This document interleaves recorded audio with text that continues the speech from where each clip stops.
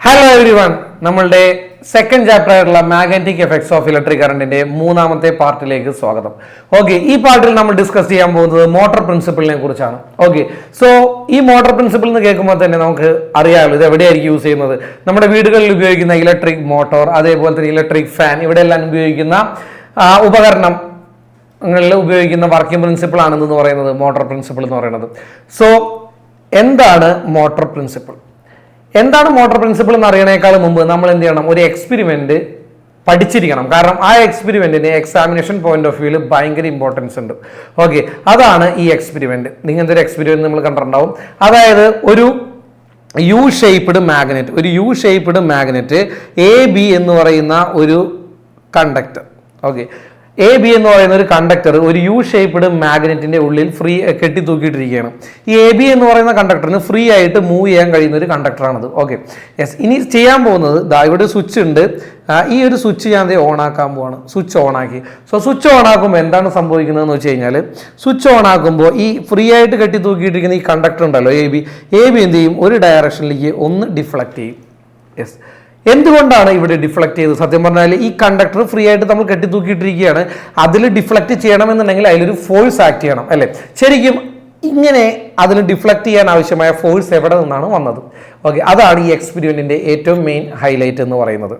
അതാണ് motor പ്രിൻസിപ്പിളിലേക്ക് വഴിവെക്കുന്നത്. Okay, ഇവിടെ സംഭവിക്കുന്നത് ഇതാണ്. അതായത് സ്വിച്ച് ഓൺ ആക്കുമ്പോൾ ഇതിലൂടെ കറണ്ട് ഒഴുകും. ഇതിലൂടെ കറണ്ട് ഒഴുകിയിട്ട് ഇതിലൂടെ മുകളിലോട്ട് കയറി പോകും. സോ ഇതിലൂടെ കറണ്ട് ഒഴുകുമ്പോൾ നമുക്കറിയാം, കറണ്ട് ഒരു കണ്ടക്ടറിലൂടെ ഒഴുകുമ്പോൾ ചുറ്റും എന്തുണ്ടാവും? മാഗ്നറ്റിക് ഫീൽഡ് ഉണ്ടാവും. ഇതാണ് കറണ്ടിന്റെ ഡയറക്ഷൻ എന്ന് പറയുന്നത്. ഓക്കെ, അതുകൂടാതെ ഈ കണ്ടക്ടർ ഇരിക്കുന്നത് ഒരു യു ഷേപ്പ്ഡ് മാഗ്നറ്റിനുള്ളിലാണ്.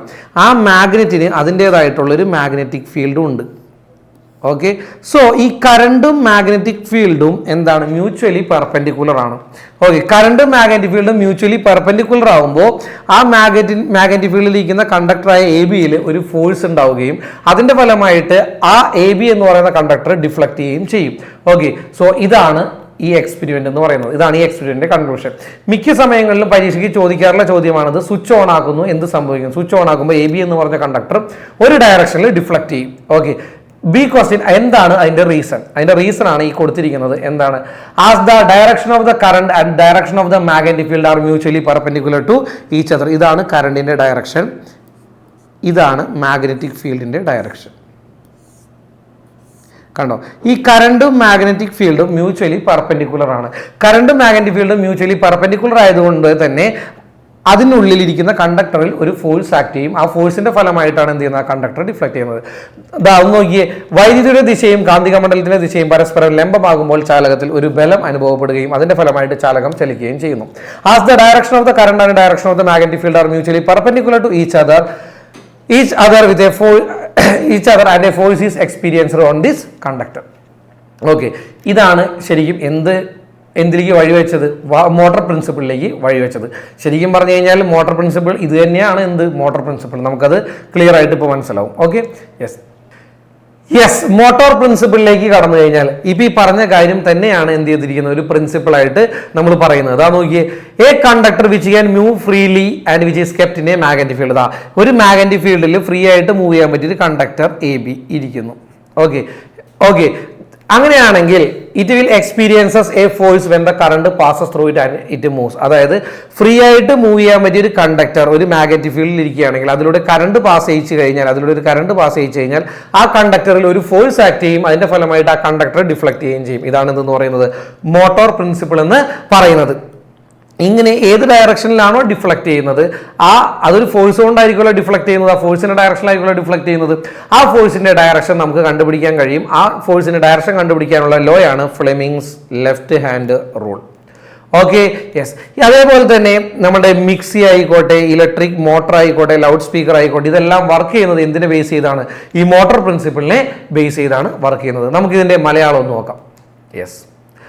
കാന്തിക മണ്ഡലത്തിൽ സ്ഥിതി ചെയ്യുന്ന സ്വതന്ത്രമായി ചലിക്കുന്ന ഒരു ചാലകത്തിലൂടെ ഒരു വൈദ്യുതി പ്രവഹിക്കുമ്പോൾ ചാലകത്തിൽ ഒരു ബലം ഉളവാവുകയും ചാലകം ചലിക്കുകയും ചെയ്യുന്നു.